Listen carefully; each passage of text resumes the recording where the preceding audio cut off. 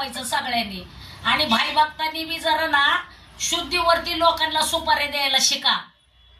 ज्या सुपाऱ्या गोरगरिबांना तुम्ही 10-20 हजार रुपये द्यायला कंटाळा करता आणि तुम्ही अक्षरशः तमाशा आणून उभा करता जागरणाच्या नावावरती, आराध्याच्या गाण्यावरती, सगळ्या गोष्टी. स्टेजवरती मुरळ्या नसतात का? तुमच्या मुरळ्यांच्या हातात एकीच्या तरी हातात घाटी कधी वाजलेली दिसली का? तुम्ही काय काम करताय? तुम्ही काय सादरीकरण करताय? कशाच्या नावाखाली तुम्ही सादरीकरण करताय? तुम्ही जागरण गोंधळाच्या नावाखाली मुरळ्या म्हणून सादरीकरण करताय ना? असं नसताय वय. हे नाचणं मुरळीचं आहे का? ही मुरळी नाचते का? आम्ही बी नाचणार नाहीत, आम्हाला बी सगळं येतंय, पण आम्ही जिथला बास तिथंच वापरतोय. आम्ही कुठेही कुठल्या गोष्टीचं त्याला प्राधान्य देत नाहीये. हा, तुम्ही करू शकता, तुम्ही वाद्य वाजवा. तुम्ही खंडोबाचं गाणं गाताना तुम्ही काय वापरलं पाहिजे? पारंपरिक वाद्य वाजवलं पाहिजे. तुम्ही अंबाबाईची गाणी गाता, अंबाबाईच्या गाण्याला काय केलं पाहिजे ह्याचं शिक्षण घ्या. अन्यथा तुम्हाला ह्या गोष्टींचा सगळ्यांना महाराष्ट्रामध्ये जाब द्यावा लागणार आहे. आज मी तुम्हाला ह्या सगळ्या गोष्टींसाठी व्हिडिओ बनवायचं कारण आहे की कोमल पाटोळे काय आमची दुश्मन नाही किंवा आमची कोण वैरीण नाही. कोमल पाटोळेने लक्षात घ्यायचंय की दुसऱ्या धंद्यांचा व्यवसायाचा नाश केलाय.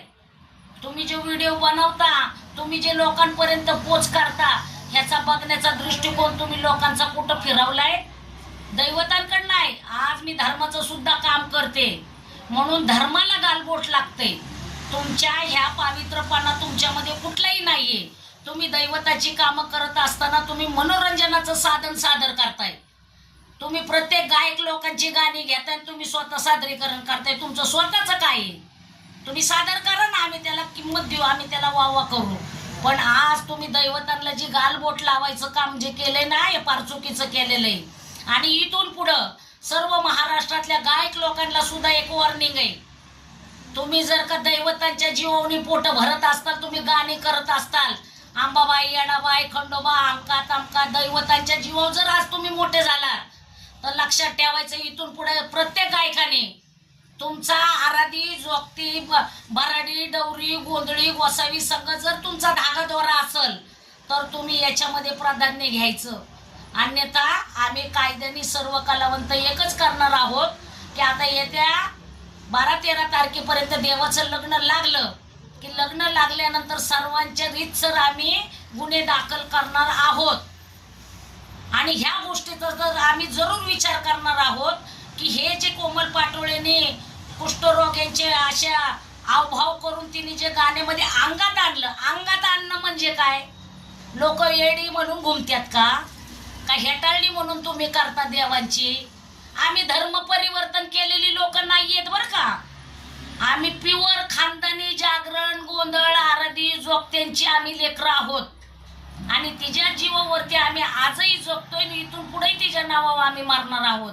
मग तुम्ही जर गालबोट लावत असाल आणि एवढ्या घमंडीची जर का तुम्ही माफी मागत असताल, गळ्यामध्ये गुलाबाच्या फुलाचे हार घालून तुम्ही माफी मागता काय लोकांना? आणि तुम्ही दैवतांना नाक माझ्यासारखीने 10 वेळा नाक घासलं असतं.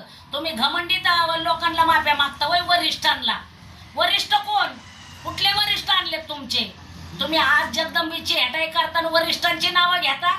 तुम्हाला येडाबाईपाशी माफी मागायला काय लाज वाटते काय? का तुमची एवढी कला तिच्यापेक्षा महान झाली का? तुम्ही हे करायला नव्हतं पाहिजे, पण तुम्ही चुकीचं काम केलेलं आहे. कोमल पाटोळे, तुम्ही फार लहान आहात. आज प्रत्येक कलावंतांना आम्ही वावरलेल्या बाया आहोत. आम्हाला सर्व गोष्टींची कल्पना आहे. तुम्ही जे काय केलंय हे चुकीचं केलेलं आहे. आणि ऑल महाराष्ट्रात आता सगळ्या भाई भक्तांनी बी एक लक्षात ठेवायचं, हा माझा व्हिडिओ प्रत्येकाला व्हायरल करायचा आणि प्रत्येकाने जी मी तारीख सांगल त्या तारखेला सगळ्यांनी हजर राहायचंय. कायदेशीर माझ्या धर्माला गालबोट लागल्यामुळं मी कायदेशीर गुन्हा दाखल करणार आहे. ह्या गोष्टीची दखल सर्वांनी घ्यायची. आणि मल्हार भक्तांनी इथून पुढे लक्षात ठेवायचंय की पुणे जिल्ह्यामध्ये जर का तमाशाचा बाज आणून तुम्ही जागरण गोंधळ जर केली तर तुमच्यावर सुद्धा कायदेशीर गुन्हा दाखल मी सत्यभामा आवळे करणार आहे. हे लक्षात घ्यायचं. आणि कलावंतांनी परिशिक्षण घ्यायचं. गोंधळाचं, वाघ्या मुरळीचं, आराध्याचं, जोगत्याचं शिक्षण घ्यायचं आणि नंतर याच्यामध्ये पोट भरायची नाही. तर उद्या यायचं आराध्या जोगत्यात तुमचे काय असेल ना, धागे दोरे लावायचे, दर्शन बांधायचे, माळपारड्या घ्यायच्या आणि नंतर तिथून पुढे याच्यामध्ये उतरायचं. आणि नसल तर ह्या दैवतांच्या नादी लागायचं नाही. हे मी 10 वेळा सर्वांना ताकीद करत आहे. आणि इथून पुढे एक लक्षात ठेवायचं, तुमची माफी मागितलेली कोमल पाटोळे आम्हाला मान्य नाही, हे लक्षात घ्यायचं. मी रीतसर माझ्या महाराष्ट्र राज्य परिषदेच्या वाघ्या मुरळीच्या संस्थेमार्फत व विश्व हिंदू महासंघातर्फे मी तुमच्यावरती गुन्हा दाखल करणार आहे, हे लक्षात घ्यावं. जय मल्हार. शरणात पाया पडणं येतंय.